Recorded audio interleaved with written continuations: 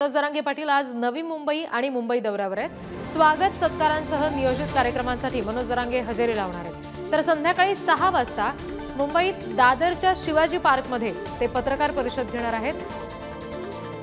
तर संध्याकाळी 6 वाजता ही पत्रकार परिषद होईल दादरमध्ये आणि नवी मुंबई आणि मुंबई दौऱ्यावर मनोज जरांगे पाटील असतील। ठिकठिकाणी त्यांचा स्वागत सत्कार होईल। त्याचबरोबर संध्याकाळी 6 वाजता शिवाजी मंदिरमध्ये त्यांची पत्रकार परिषद सुद्धा होणार आहे।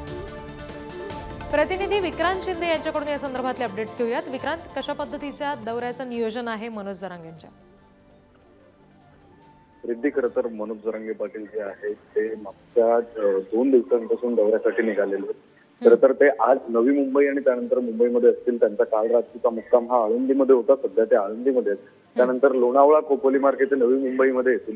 नवी मुंबईमध्ये कामोठे इथे त्यांचा नियोजित कार्यक्रम आहे। त्यानंतर नवी मुंबईमध्ये वाशीमध्ये त्यांचा नियोजित कार्यक्रम असेल। मग पुढे मुंबईमध्ये येताना चेंबूरला त्यांचा कार्यक्रम आणि मग पुन्हा दादरमध्ये जसं तुम्ही म्हणाला तसा कार्यक्रम असणार आहे। हे नियोजित कार्यक्रम म्हणजे नेमके काय? तर ज्यावेळी पायी दिंडी मुंबईच्या दिशेने निघाली होती तेव्हा समाजातील ज्या घटकांनी मराठा समाजाच्या या पायी दिंडीला मदत केली, मग ती अगदी जेवणापासून असेल, वापराच्या वस्तूंपासून असेल किंवा कोणत्याही प्रकारची मदत असेल, त्या सर्व समाजातील व्यक्तींचा प्रातिनिधिक स्वरूपात सत्कार जो आहे तो मनोज जरांगे पाटील यांच्या हस्ते केला जाणार आहे। खरं तर हा प्रवास सुरू असताना ठिकठिकाणी त्यांचं स्वागत देखील केलं जाईल आणि त्यांनी जसा इशारा दिलेला आहे 10 तारखेला पुन्हा एकदा ते त्याच पार्श्वभूमीवर हा जो दौरा आहे त्यांचा तो महत्वाचा आहे। कारण याच दौऱ्यामध्ये ते पुन्हा एकदा समाज बांधवांशी संवाद साधतील, त्यांना सांगतील की 10 तारखेपासून उपोषणाला बसण्यासाठी मोठ्या संख्येने सहभागी व्हा।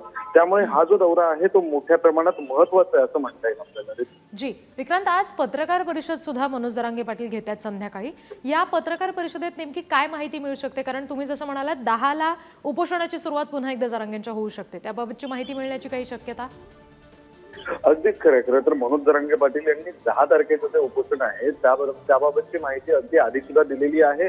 रोज जेव्हा ते माध्यमांशी बोलतात त्यावेळी त्यांनी 10 तारखेच्या उपोषणाचा उल्लेख केलेला आहे। त्याच पार्श्वभूमीवर आजची पत्रकार परिषद सुद्धा महत्वाची आणि शिवाय ही जी पत्रकार परिषद आहे ती मुंबईत होते, त्यामुळे या पत्रकार परिषदेला अधिक महत्व असेल। जी निश्चित विक्रांत, आणि याचे सुद्धा अपडेट्स दिवसभरात तुमच्याकडून घेऊ। तुर्तास दिलेल्या माहितीसाठी धन्यवाद।